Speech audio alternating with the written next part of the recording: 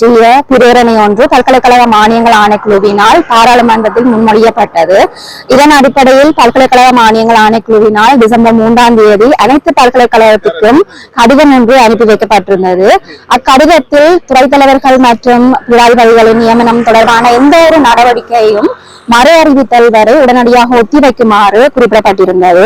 பல்கலைக்கழக மானியங்களின் இத்தகைய முறையற்ற தலையீடானது அரசு பல்கலைக்கழகங்களின் சுயாதீன செயற்பாட்டை பாதிக்கும் என்பதன் அடிப்படையில் பல்கலைக்கழக ஆசிரியர் தொழிற்சங்கங்களின் சம்மேளனமானது அதன் எதிர்ப்பினை கடுமையாக வெளிப்படுத்தியதுடன் 3ஆம் தேதி அனுப்பப்பட்ட அக்கடிதத்தினை மீளப் பெறுவதற்கும் வலியுறுத்தி இருந்தது.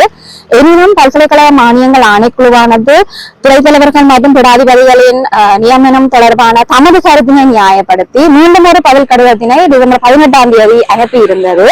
இதன் அடிப்படையில் பல்கலைக்கழக ஆசிரியர் தொழிற்சங்கங்களின் சம்மேளனத்தினால் பல்கலைக்கழக மானியங்கள் ஆணைக்குழுவுக்கு முன்வைக்கப்பட்ட கோரிக்கைகள் தொடர்பான எந்த ஒரு சாதகமான முடிவும் எட்டப்படாத நிலையில் பல்கலைக்கழக ஆசிரியர் தொழிற்சங்கங்களின் சம்மேளனமானது அவ்விரு கடிதங்களை மீளப்பெற வலியுறுத்தி இன்றைய தினம் ஒரு அடையாள பணிப்பகிஷ்கரிப்பு ஒன்றினை நடாத்துவதற்கு தீர்மானித்திருந்தது.